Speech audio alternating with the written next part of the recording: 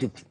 انا ممكن استشير حضرتك في حاجه بس؟ جدا يا فندم، خدامك. انا ربنا يخليك تسلم. انا كنت مخطوبه لواحد، ماشي. اتخطبت له مرتين، وكان كل مره ما يحصلش نصيب ولازم ننتهي حاجه، فلازم نسيب بعض يعني.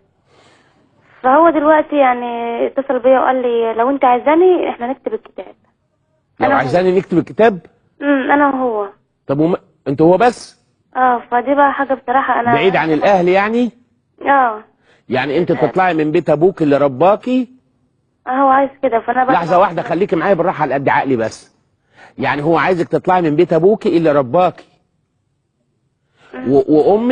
وامك اللي ياما غسلت لك،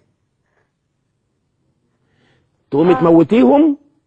ما انا لحظه بس، بالراحه بس بالراحه، انا هوصفها توصيف تاني.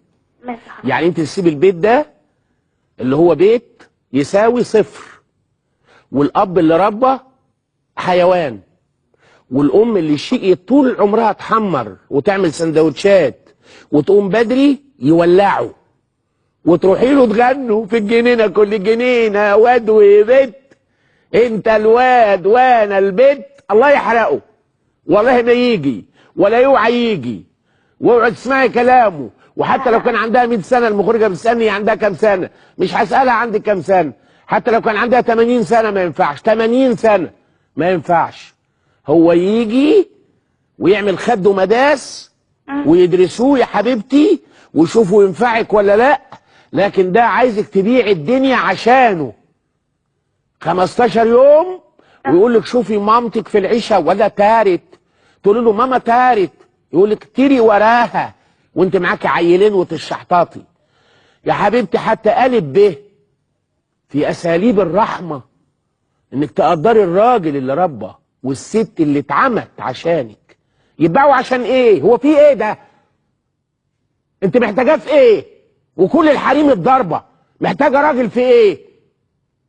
لما تبيع الدين اللي قال جوازك من غير ولي باطل، وتبيع البني ادمين عشان واحد، ليه؟ انا عايز اعرف ايه السكرت اللي موجود في هذا الانسان، ايه يعني؟ ايه هو؟ وبعدين انت عارفه اقول لك والملايين غيرك، ده ممكن على فكره يستناك على الناصيه ويبوس ايدك 5 6 ايام كده لغايه بلغه الفلاحين لما يطولك. وكلمه يطول دي بتاع القران، ومن لم يستطع منكم طولا، وفلان ايده طايله، هو بس يطولك كده يعني يقدر عليكي وياخدك. بعد سنه او 2 أو 3 هيقول لك انت يعني كنت متربيه قوي، ما انت بعتي بابا وجيتي عايشني. المعلم كرش هيقول لك كده ويذل انفاسك وانفاس واللي جابوك هيموتوا من الحسره. ياه يكون وادقوا العبان يكتب الكتاب ويرجعك لابوك وامك عشان يذل ابوك وامك، يبقى كتيمي كده هو معاه القسيمه، ويجي بقى يجي ضارب الجزمه في بوز ابوك اللي رباكي، يا هي انا يا غلبي. وبعدين يقول له انت عايز كام يا حاج؟ يقول له يا ابني احنا مش هندخلها. يقول له ايش ايه؟ ابديعه. تقول له نعم يا حبوكشه، يلا بينا. ايه يا واد يلا بينا؟ ايه دي مراتي يا عنبه. ابوك طبيب ساكت، الله اعلم بقى معاه 8 دعامات ولا ما معهوش 8 دعامات، ولا ابوك السقه مات ويدفنوا الراجل وتروح انت النار من اوسع الابواب. النار اوعي يا بت. يلا وائل.